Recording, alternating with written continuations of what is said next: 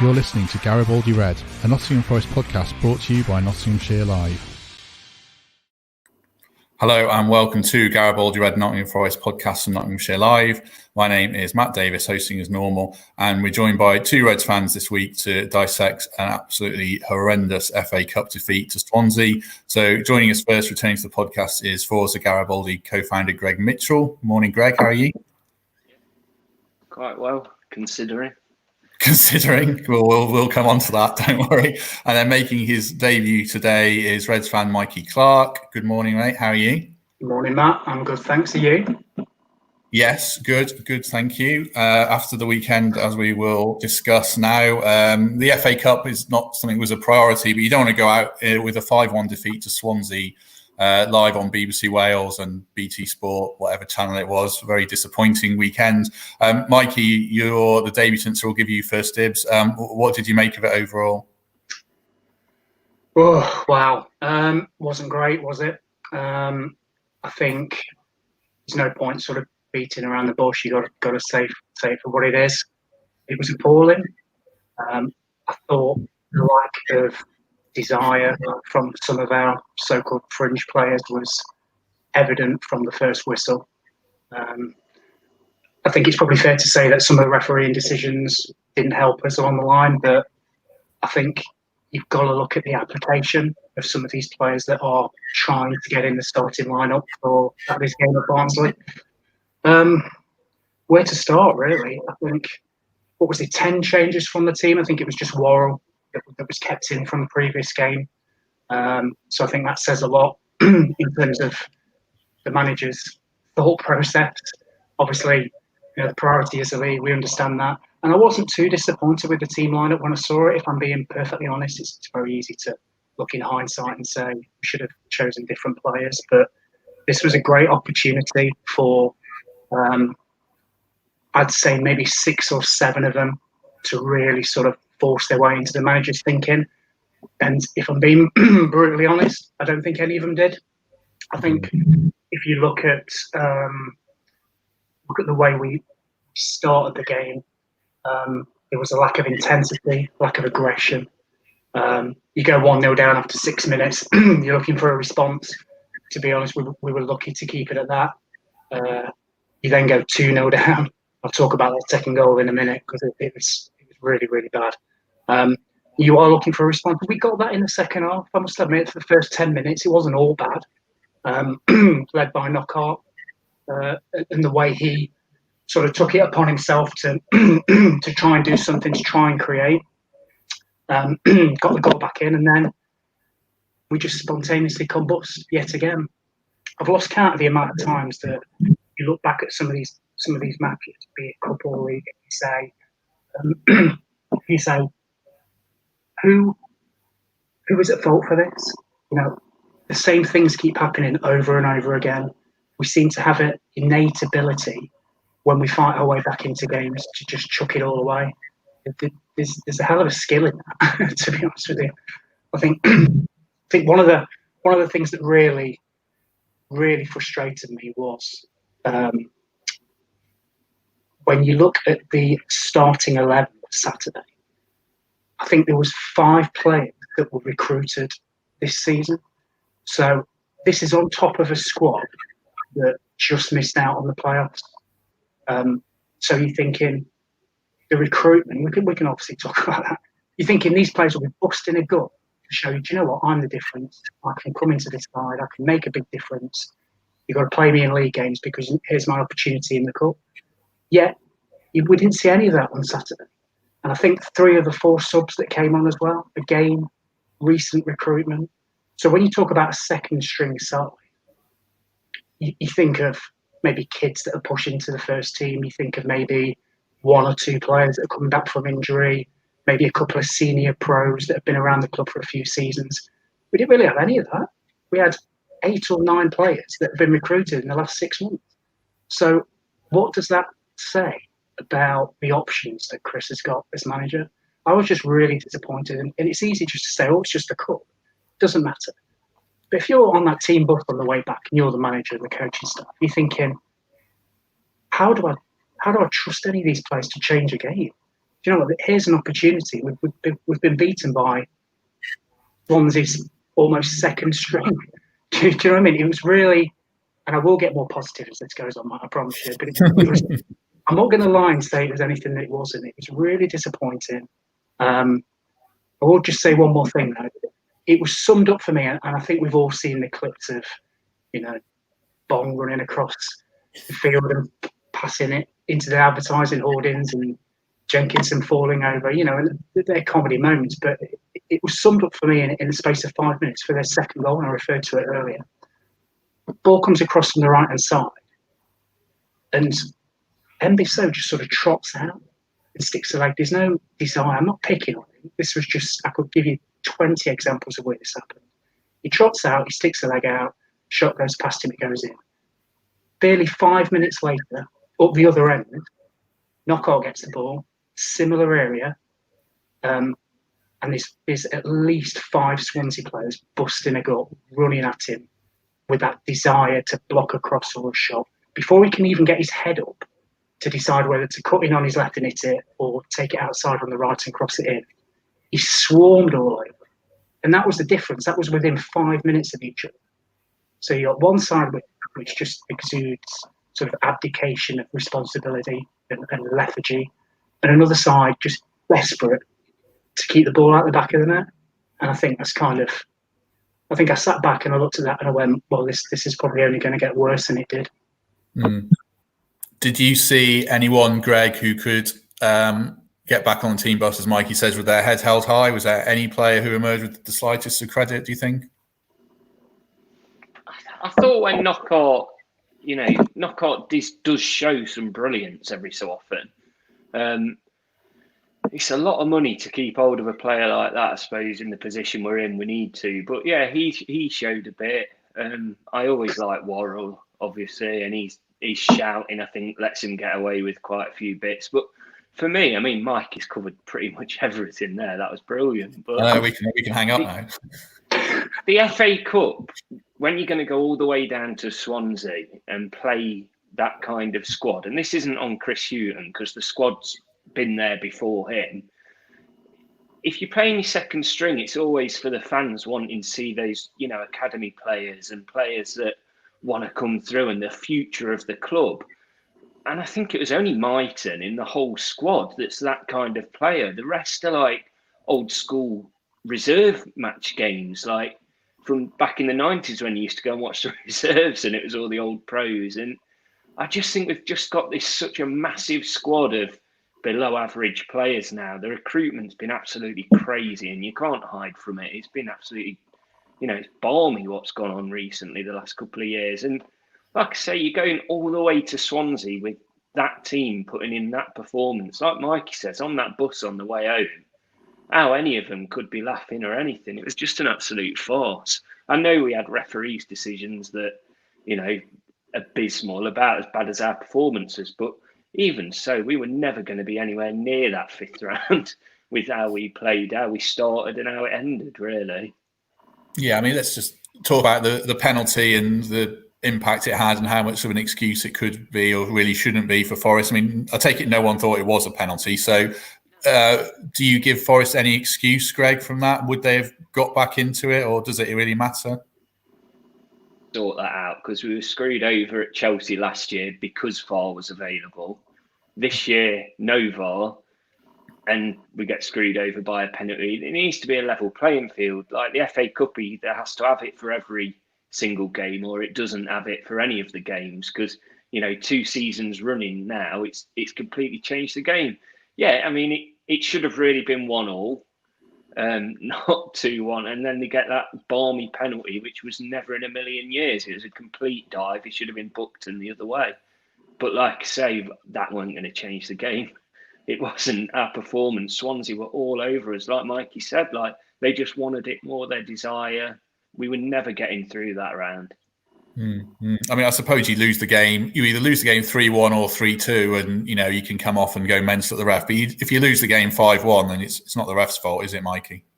No, absolutely not. I think you know, everybody was worried about us embarrassing ourselves next round. Well, we managed to do it this round, so you know, fair play to them. But on a serious note, I think That's absolutely right. They had a goal disallowed as well, and I think they missed 1 or 2 open goals. And like I said, it wasn't necessarily their first choice team either. But again, it was just the application and the attitude, and that's the worrying thing. You know, you can lose any game of football, especially with a second string team, so to speak. But it's what you see in terms of just desire to win a football match. You know, to protect your area and to score in the other area. I think our tactic now just seems to be give it to one of the wide players. You know what it reminds me of? When we were in League One and we had Chris Commons, and it was just give it Commons. That was kind of, and before that, a few years before, it was just give it Reed. And now is it just turned into sort of give it one of the wide players, because our midfield, even our first choice midfield, just struggles to create anything or score a goal, and it is really worrying. And I kind of, one of the things, and like I said, I will get more positive as this goes on. One of the things that kind of stuck with me is just how then do you sort of go back in to the dressing room and just say to Chris, look at what I've just done on the pitch. You know, I deserve a chance. I don't think any of them can. And that's the worrying thing. We all know what the team's going to be on Saturday, let's be honest. You know, it pulls, there's maybe 1 or 2 places maximum that we can talk about, you know, what he might do and what he might do in terms of formation. You know, midfield's an area, obviously, that's of concern. But it was just a terrible day, terrible performance all round. And I think a lot of them just have to just go back in and just have a look at what they're doing. You know, I don't want to be too harsh, but honestly, you know, it's embarrassing, some of it, to be honest. I'm not digging Figueiredo out here, because I thought 3 of the back 4 had an absolute nightmare, and only Worrell did okay, and he wasn't anywhere near his best. But do we think, Greg, that would have happened with Scott McKenna in the team, because they look a different side with McKenna in there? Do you think Forest wouldn't have lost that game 5-1 if McKenna had played at the back, Greg? And I mean, it always improves Worrell's game as well. It used to when Dawson was alongside him, and he's an absolutely class defender. We haven't seen the best of him yet. He's had his injuries, but he wasn't even on the bench, was he, at the weekend? So, you know, hopefully he's going to be fighting fit to get us out the mess we're in at the league as well, because the positivity from the Millwall result has been wiped away from what happened at the weekend, even though, you know, 10 of those players probably won't be anywhere near the starting 11. Results like that damage you, whether you've been even on the bus or not. I mean, let's assume that against Barnsley, you obviously have Samba in goal, Christie right back, McKenna, Worrell. There's a conundrum at left back, though, because Ribeiro is suspended.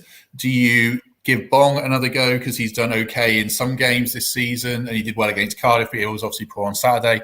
Or do you give Blackett a go? I don't, but he's only played so little. I mean, who would you pick at left back, Mikey, for a very important game against Barnsley? Yeah, it's a good shout. I think he's going to go with Bong, and I think that's probably the right decision. So I've just contradicted myself there by saying none of them will play. But I think with Blackett coming back in and only having a very small amount of football, and I'm not sure whether he knows him. I mean, we know he knows Bong from his time at Brighton, so he knows what he can do. So I think that's where he'll go. I think the worrying thing is from that side of the pitch is, I mean, for me, it's all about link-up. So you saw last season, you had Matty Cash and Joe Lolly down the right side.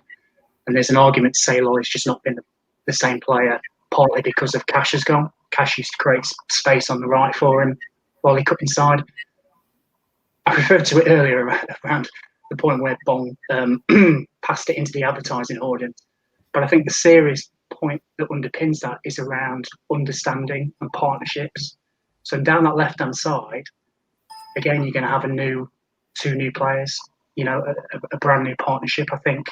The wingers often switch. Amiobi and Knockaert, Might and Lolly, whoever. He's going to go with Bong, and he's probably, if I'm honest, going to go with Amiobi on that side. And a part of me just kind of wants him to stick with that, just to try, as I said, to create those sort of partnerships and that sort of understanding. Because as funny as that passage of play was, it just emphasised the lack of cohesion with the team. And I understand it was a second string team, but you see it in the league as well. So for me, to answer your question, Matt, I think I'll go with Bong. I'd go with Bong. And I think I'd stick, importantly, Amiobi on that left-hand side. Just try and build up that relationship. Do you agree with that, Greg? Would that be your choice down the flank as well? Bong down as well. I mean, I was excited about Mbiso the other week as well, and he didn't do anything to. I know he's more of a centre back, but he didn't really do a lot this weekend either. Like Mikey said earlier about giving players these chances, it has to be Bong down that side. And the Lolly situation, I don't know whether we're going to get onto that in more detail, but that's just crazy what's happened to him this year, and whether that is a link-up issue or whether he needs to play in a different position, like further up the field, that more attacking role, support grabbing. But the problem is we just haven't got the time now to try these things out. And that's why I'd have hoped the FA Cup game could have been that situation where some of the first team players did start, make it that extra almost pre-season game that we desperately need, rather than chucking a squad in there and hoping something happens, because those players aren't in our first 11 anywhere near it. That game has done nothing to help us. I know I'm just progressing up the pitch here slowly, so it's a very rudimentary way of doing it, but I wanted to pick out a few other players. I mean, Bashiru's been written off by a lot of people on Twitter after the game. I personally don't agree with that. He's only played twice and he's been injured for a long time. But can we expect anything from him this season, because he's settling in and it's difficult for him to make an impact after so little football? I mean, where do you stand on Bashiru, Mikey? It's for me, it's too early to tell, isn't it? I think he's had, 2 halves of football for Forest, give or take. Didn't he play half in the cup at Barnsley? He's obviously played at a higher level than this. Was he at Malmo before this? I think he's played Champions League football as well.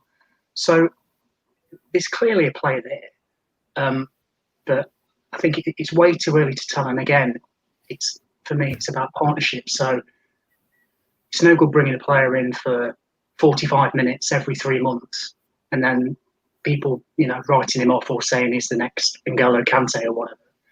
Neither's true.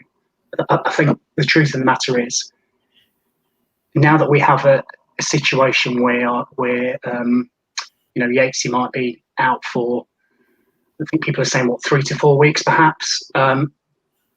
There's potential for somebody like Bashiru to come in, play 4, 5, 6 games, and really sort of show what he's about. It is too early to tell. It's very difficult. What you see, he just sort of moulded into that performance on Saturday. So it would be harsh of me to say, he was worse or better than any of the others. He was just bad. But I think this could be an opportunity for him to first off get registered. I don't even know if he's registered, is he, with the league squad, and then maybe and then maybe to force his way into that team. It's too early for him, but there's clearly a player there because he's played at a high level. So let's be honest, give him a go, because what's the alternative? Playing a Mbiso in there, 19-year-old defender, maybe. I know he used to play there for PSG, didn't he, a couple of times? So they used some potential, but this could be the opportunity. Yeah, give him a go. For me, the whole thing, it doesn't fall down on the number 10 position, but I think it's the biggest weak link in the team, and it has been all season. Luke Freeman came in. It was a bit of a surprise, Greg, on Saturday. I didn't see all the first half. I've only seen bits of it. But what did you make of Freeman? And a sort of similar question to Bashiru. I mean, he's been injured. He's not played much this season. When he hasn't really made an impact. So where do you stand on Luke Freeman, Greg? Show us anything, did it? Like, Luke Freeman has to be a high quality player, but we just haven't seen it as such yet. Going back to the previous question as well about the number 10, surely that's a role Joe Lolly should be really fighting to get his hands on, because he can do that. He could be that player. We've got the new guy from Benfica. I've got Benfica friends who are saying he's absolutely fantastic, an attacking midfielder, but maybe now he'll have to drop back a bit and help out the Yates position. Surely he's got the quality to be able to do that, because when he played us last year against West Brom, he was one of the best players on the pitch. It's just worrying. Like, you've got these players that have been in big clubs like your Freemans and your Jenkinsons, and they come to Forest, and it's like, is Forest just an easy payday? The players want to come here because they know they can get away with it. I mean, Zach Clough, I felt for him, and I felt for him for a few years, but players must look at his situation and think, easy ride, come for Forest, get paid, and then go and play at another club and score at another club, funnily enough, straight away. It just always seems to be Forest that get these players high earning that never produce for us. Yeah, I mean, that's the wider recruitment thing that we'll have a proper talk about in a bit, I suppose. Just on Krovinovic then, Mikey, is he the answer as a number 10, or would you want to see him? From what I've seen of him, could he maybe play a little bit deeper and make Forest more attacking as a box-to-box player? Is he the answer? Is there a single silver bullet answer to all this? Oh, I really hope so, Matt. I really do. I mean, I've seen him a few times for West Brom. He looks better than what we've got in that position. I think that's probably where he'll slot into the side as a number 10. Again, you can talk about players we let go in the summer, Thiago Silva, Carvalho, players that were comfortable on the half turn. So especially when we're counter-attacking and sitting deep, those players that could just turn in one motion, thread the ball through to Graben or to one of the wingers. We don't really have that now. We've been playing with arguably a defensive midfielder in that number 10 role. Some people say he isn't, but I'm not sure Cafu's going to get you 2 or 3 goals in the season, let's be honest.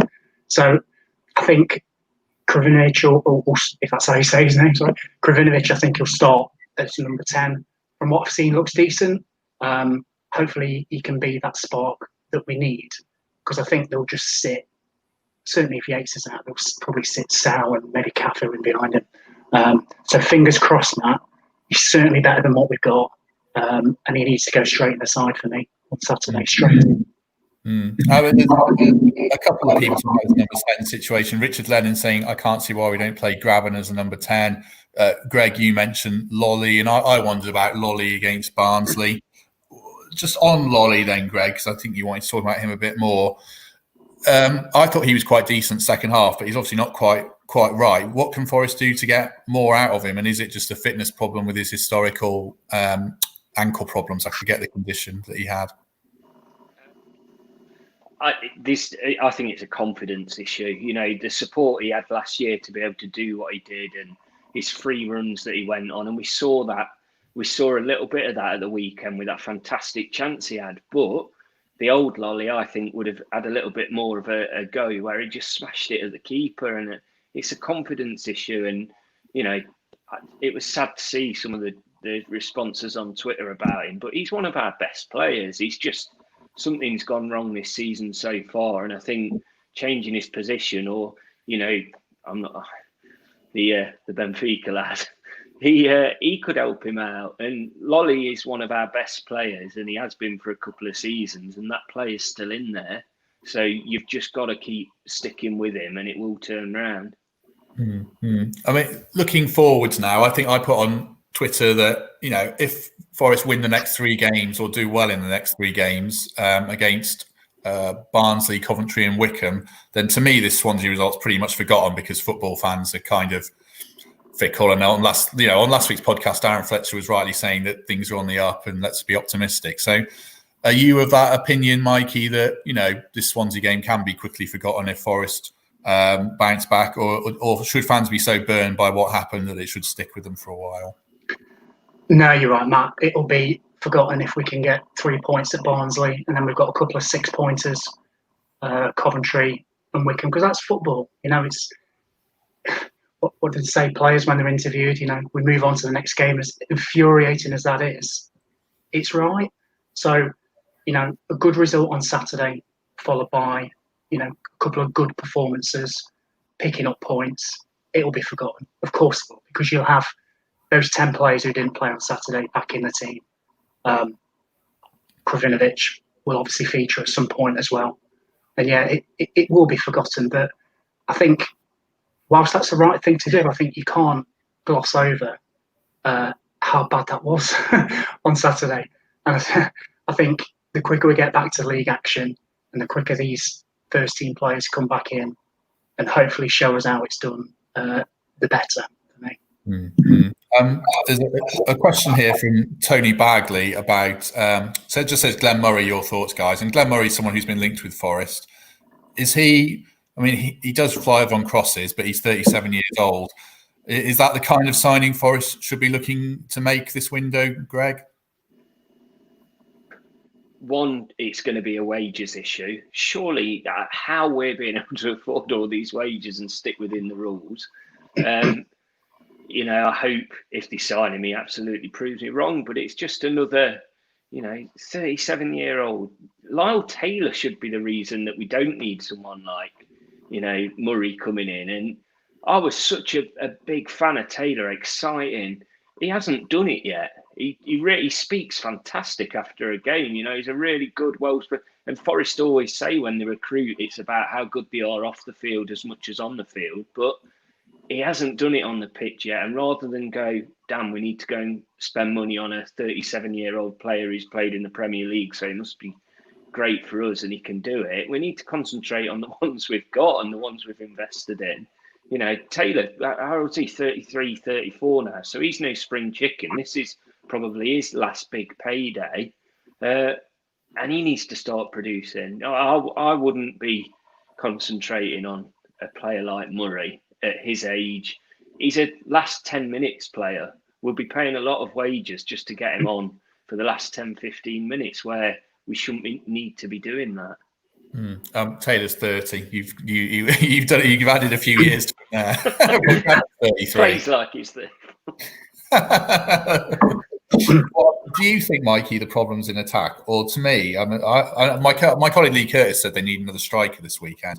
I kind of feel like the problem's behind that and the actual supply. You talked about the way that they're set up, and it's a lot of it is like get crosses in, hopefully get people in the box. Are the problems behind the strikers that Chris Hughton needs to fix longer term? Yeah, they are, Matt. And Greg is absolutely bang on. Right, the last thing we need is paying high wages to somebody that's at the back end of their career. We've got plenty of them. If anybody who watched Saturday saw we've got plenty of them. We don't need another one. And I think the problem is, and always has been this season, the midfield for me. So our defensive record, although it's poor this year, the players have proved at that back. It's pretty much the same back four with McKenna. So in theory, it should be better. The problem is protecting it and creating. So when you take out a Thiago Silva, when Matty Cash leaves, so you've got no option on the right hand side, bombing forward on counter attacks. It's about controlling a game, and weirdly enough, we're having more possession now with a worse midfield. I don't know what that says. That's very strange. But yeah, the issue for me is midfield, protecting that defence and creating chances. If you look at the options that Chris has got, so we've got Yatesy in there, we've got Cafu, Sambasau, Arter. Please stop me if I miss any. Basharu, Mbisa, he can play there. There's so many, but they're all the same. There's nobody there that can create 6 or 7 chances in a month or 2 months. There's nobody there that's going to score you 5 or 6 goals in a season, never mind for the rest of the campaign. And that's where the issue is. And like I said before, it does feel like we're a team now that, and I think Sean O'Driscoll said it on a previous episode of this, Matt, where he said, we go on the pitch and we just hope that something's going to happen. We hope that we're going to win. And I think we don't expect to do it. And so the tactic now seems to be just give it to one of the wingers. And that's because there's nothing in midfield. So getting in the lad from Croatia, Krovinovic, I think is a very smart move. Knows the league, can play deeper, as you said, Matt. But I think we'll go in at that number 10 role. And hopefully, God willing, fingers crossed, he's the guy that can knit all that together. So you can have Sau and Cafu sit in, or Arter and Yates, or any of the other million combinations that we have, and let those three behind Grabban or Taylor do what they're paid to do. Mm-hmm. When you look at the rest of this season, I'm actually moderately optimistic. I think they'll finish 15th or 16th and be okay. And then we look to Chris Hughton to do what he's done at other clubs where his second season record's really good. Do you, Greg, see the makings of an actual decent first 11? Because I do, with Samba and Worrell and McKenna. Yates, much maligned, but I'm a big fan of his. Kravinovic, Knockout should be good. On paper, Graben should be good. Do you feel there's actually a good first 11 there? And the problem we're seeing is, as we touched on, there's a lot of, average footballers who haven't done it enough, bubbling underneath them to make a difference. I'm always a glass half full kind of guy, but what worries me is the amount of loans we have. Like we're saying, a base for a good 11, like Knockout, we're not really going to sign him, are we, at the end of the season? You wouldn't imagine. I don't know. Again, Kravinovic, he's loan, isn't he? And the making of a really good team, I believe, young players. We had to sell Matty Cash. 16 million was a fantastic amount of money at the time. Now it's probably more 30, 40 million, and it's just the way it goes. But we had the making of a good team last year. Last year, I was excited about that. It ended drastically and terribly, but I think this year we've done more damage than good, and it's going to take now a lot longer to get to that making, if that makes sense. Do you feel, I suppose I'm editorializing here and giving my own opinion. I kind of feel like this January window is a bit of a dud, and the watershed moment is the summer and what Chris Hughton does and what the club do. Do you think, Mikey, that, do you agree with me that the summer's the big one, and what that's going to define the next 2 or 3 years going forwards? Yeah, I do, Matt. And Greg makes a good point there. I remember a couple of seasons ago, I think it was just after we beat Derby 2-1 with that Osborne goal. I think it was one of Freeman's first games, so it was maybe a month or two after. We played Brighton away. So Chris Hughton, I think, had just taken over them, and I went to that game. I think you did, Greg, as well. In fact, I know you did. We beat them 3-2, and I remember coming out the game and talking to some Brighton fans, and they all said to a man, "This is going to be really tough. We just need to stay up because Chris Hughton will turn it around." Lo and behold, next season, I think they went up. So Forest, for me, just remind me of that Brighton team. Struggling, low on confidence, too many players. They had a load at the time. But there is a team in there. And I think it's the same for Forest as well. So that first 11 you just sort of said there, Matt, that on paper should be top 6. If that plays 80, 90% of the season, that's going to win a lot of games. And I think you've got to give Chris the chance to see us through this season, hopefully finish comfortable, stay up, although we're right in the mix at the moment. And I do think once he's had a transfer window or two just to trim down the squad, to work on the structure and the shape of what he's got at the moment, I absolutely think we could do a Brighton, as I said, a couple of seasons ago. We could be up there. It doesn't, this season when we bought him, 10 or 11 players, we didn't need 10 or 11 players. And I firmly believe Greg was right when he said, we've got to work on making the players we've got better rather than just keep buying and buying and buying. And I think we've got the right man for the job for that. So, yeah, I do believe as soon as we get over this little bump, which seems to be going on and on and on, Chris is the right man to get us up there next season, definitely. What's your dream scenario then, Greg, for Forest in the summer? I guess you're going to tell me you want young players to come in and build a team around them with experience. Is that what you'd like to see happen? Like you said earlier, we've got the core group of players that could do lots and lots, but the academy's overproduced for about the 15th year running and kept us alive and saved us. Swan briefly made some appearances that looked exciting. Mighton, we have to not be tempted by, big money coming in for a player like that, because he has got some skills, and him in the Championship, a year stronger and a year more experience would be fantastic, as long as we stay in the Championship, because that league table looks horrific with games in hands below us and stuff as well. Who else? Yes, Swan coming through. There's some great players in there, and just what I did love was reading about how the latest signing was a Chris Hughton. I think John Percy tweeted, and he made it clear afterwards that it was a Chris Hughton signing, and that's what fans want to see. The manager who's got buckets of experience signing his own players. in the summer, he'll probably only want, if we stay in the Championship, he'll probably want 3 or 4 quality signings, and that'll be it. We won't need these, I hate seeing it when it's like we're linked with this player from Olympiacos. So it's not always a bad thing. It could be a really positive thing. But now you roll your eyes and go, oh, God, we don't need any more. Just be sensible, look at where it's gone wrong in the past and make it better for us in the future, because there's some simple things that could be changed to make things a hell of a lot better. I mean, I suppose my one concern, obviously we see talk of Brennan Johnson going today. You wouldn't want him to, but then similarly, the owner is shelling out an absolute fortune in wages every month with no crowds coming in. And like Greg said, I don't know what the governing bodies will do with FFP, because I don't see how it stands up with no fans. But I suppose, Mikey, they might have to sell one of these players in the summer, mightn't they? Whether it's a Worrell or a Johnson, and that'd be a big shame, but it might be a realistic thing. Do you think? Yeah, it's the food chain, isn't it? So every year we have to sell at least one player.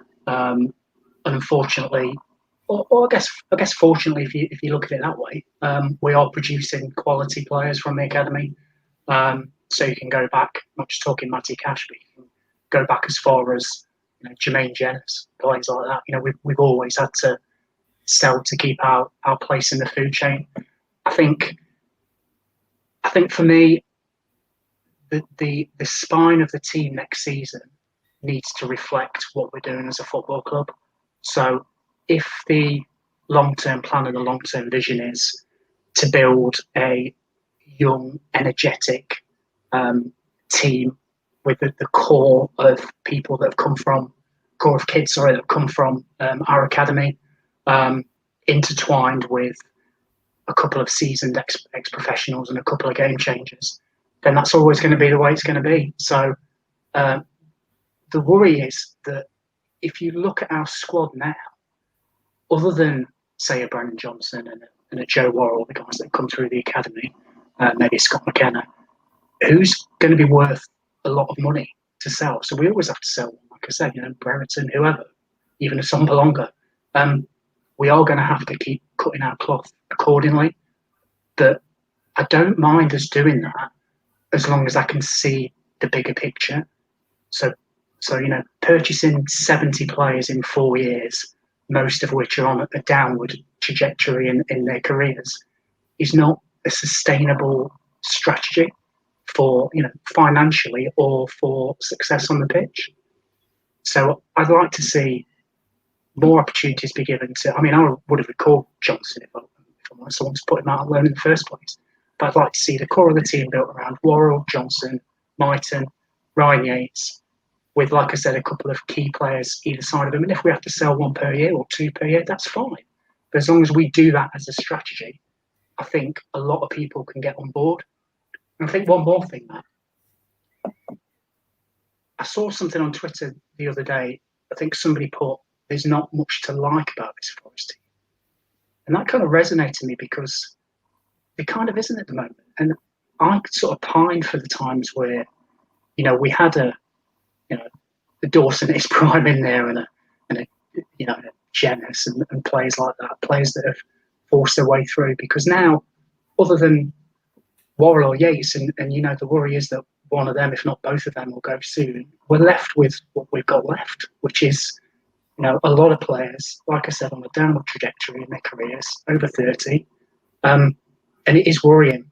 So for me, and it's great that Gary Brazil has got this role where hopefully he's having more of a say, because I think his thought process is aligned to maybe ours, and I suspect the majority of Forest fans.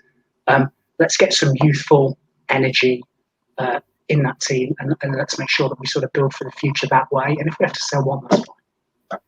Yeah, I mean, I must see Johnson and Mighton have a big role to play and bring back, if McGuane's got potential, and get him in the squad. Tyrese Forno, I've seen a bit of, who's on loan at Plymouth, and he's very Samba Sow-esque, so maybe another year out on loan and get him involved.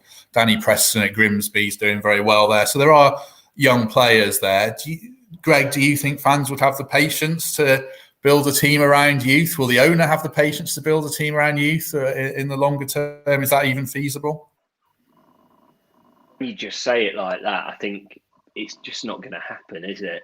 The majority of fans would have the patience. I absolutely believe that, because it hasn't worked for 20 odd seasons previous. But like Mikey said, there has to be money coming into the club, not just from the owner's pocket. And there's only one way to do that, and that's sell your youth. And that's why the academy's there, like it or not.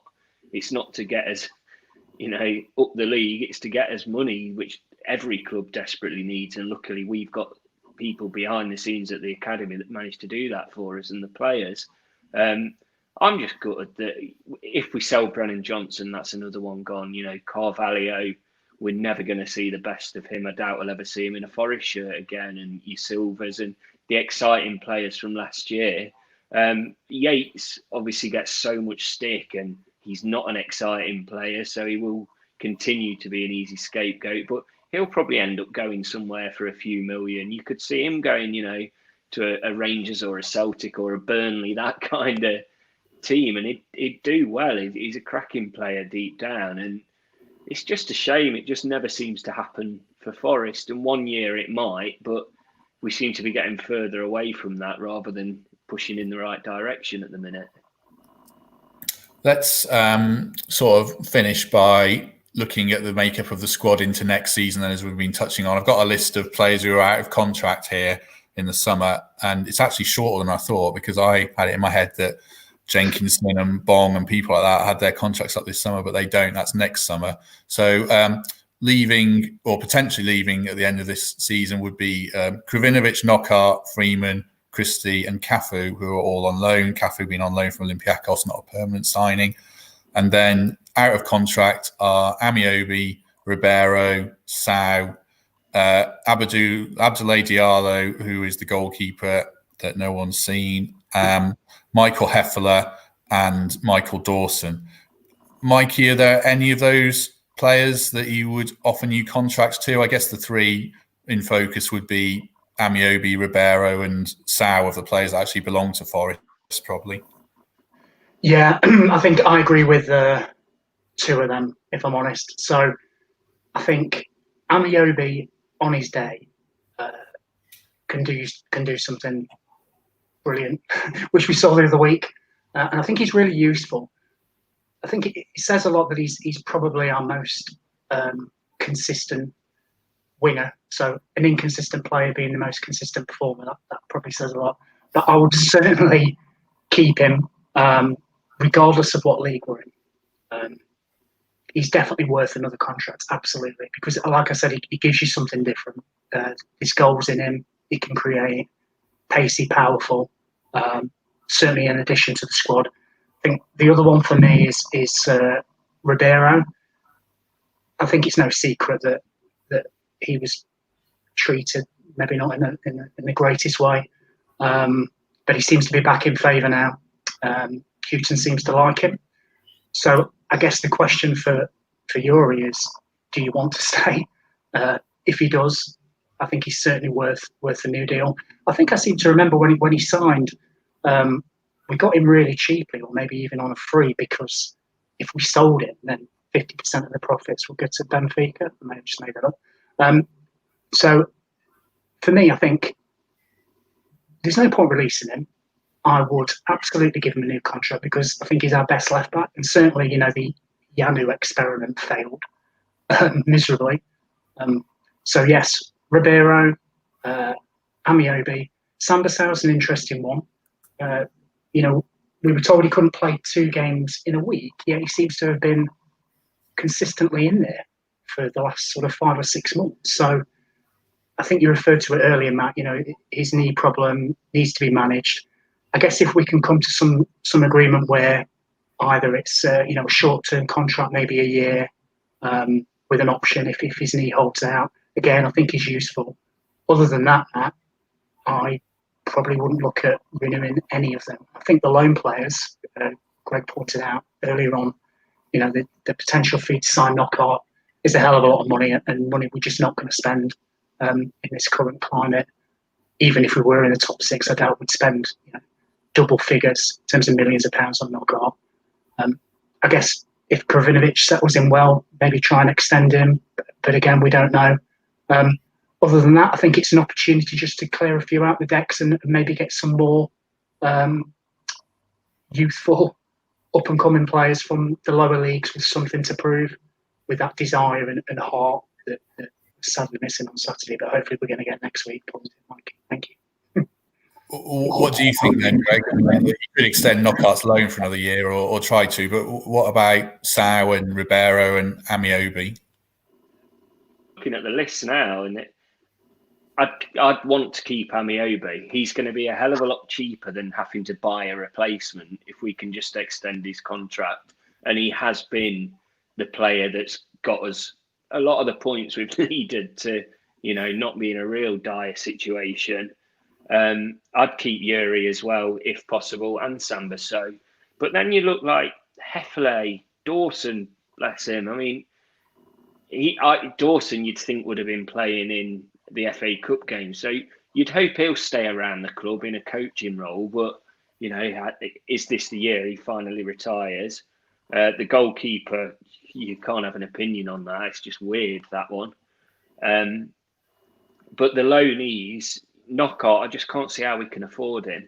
And especially when we're not that team that's in the top six, so close. We've got the base of that squad. I don't see why we spend so much money on him when we need 3 or 4 players, a little bit better than what we've got. So, yeah, it'll be good to get a lot of these players off the wages, to be honest. So if we're keeping, let's say we're keeping or trying to keep Ribeiro, Sao, I think they probably should try and keep if they can come to the right deal, and Amiobi, then you've still got a massive squad and you're still left with, a lot of players who are on longer term contracts. Are we in the vicious cycle still of having too many players and we're going to be looking to pay them off or somehow negotiate deals to get some of these players out on frees and losing a lot of money? I mean, Chris Hughton's still in the same boat in that sense, isn't he, Mikey? Yeah, he is. I think you've hit the nail on the head. But this ain't going to be fixed in 6 months. Probably won't be fixed in a year. This is season after season of bizarre recruitment, stockpiling of players. The only club that kind of do this in England are Chelsea. Didn't they have? Chelsea had about 40 or 50 loan players at one stage. I'm not sure whether their embargo sort of put pay to that and they had to start playing a few. But other than that, Forest must have the biggest squad anywhere in Europe, I would have thought. It's absolutely insane. So you're not going to fix this in, like I said, 6 to 12 months. It's going to be a few go out in one transfer window. We renew a couple, Yuri and Amiobi, hopefully. Then a few more go out. Then, as you said, Matt, end of next season, you've got players like Jenkinson and Gaten Bong, whose contracts expire. Don't think there's any discussion to be had on those two, to be honest. And over the course of time, so 1 year, 2 years, and I know Greg's going to say you don't get this time, but that's what's got to happen. And I think we've got to be in a situation where everybody is aligned to the strategy of the football club, because at the moment it feels like we're doing such good work with the academy, and it's self-sustaining for want of a better phrase.